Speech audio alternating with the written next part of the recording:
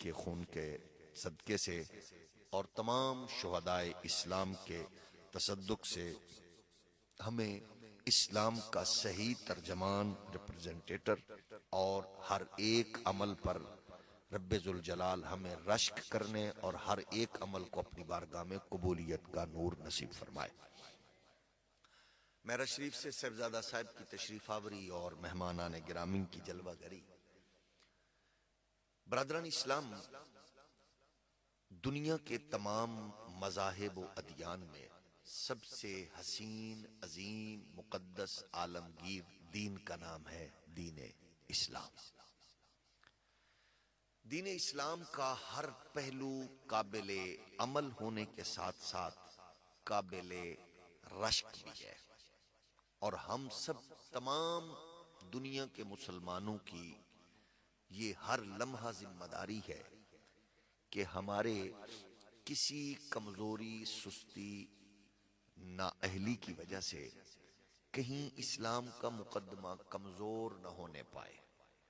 اور ہم سب کی خوش بختی ہے کہ ہمارے کسی عمل، فعل، قول، مزاج اور کام سے اگر اسلام کا عظمت کا، رفعت کا جھنڈا اونچا ہو تو یقیناً ہم اپنے آقا و مولا کی بارگاہ میں سرخرو ہونے والوں میں شامل ہیں۔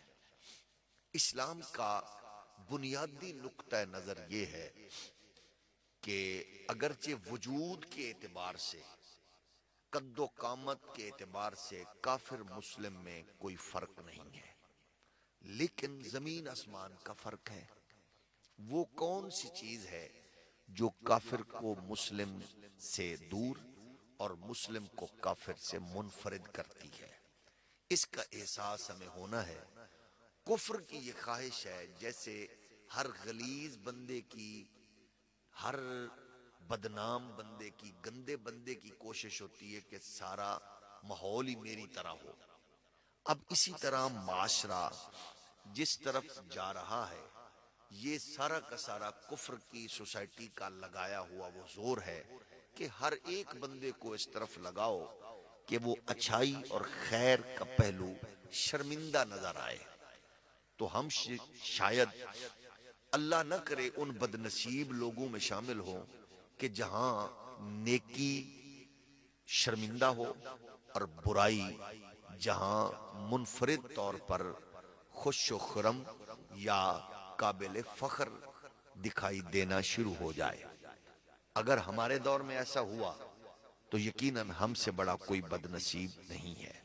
اور اگر ہمارے دور میں نیکی اگر طاقتور ہوئی، نیکی اگر اونچی ہوئی اور نیکی اگر قابل فخر اور قابل رشک ہوئی، تو اس کا مطلب ہے کہ معاشرہ ابھی بربادی کی طرف نہیں گیا۔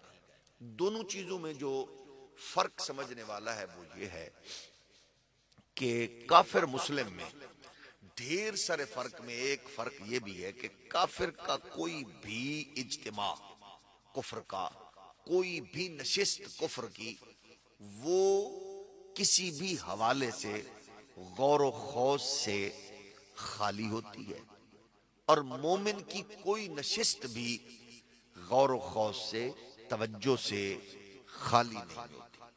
یعنی مومن لا یعنی اور بے ترتیبی مزاج میں نہیں رکھتا۔ وہ جہاں بھی بیٹھتا ہے وہ سوچ و فکر میں مبتلا ہوتا ہے۔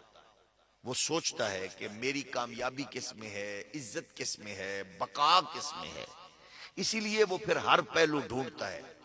رہتے دونوں ماحول معاشرے میں ہے۔ اقبال کہتے ہیں نا، کافر کی یہ پہچان کہ آفاق میں گم ہے وہ بھی دنیا میں رہتا، لیکن مومن کی یہ پہچان کہ گم اس میں ہے آفاق۔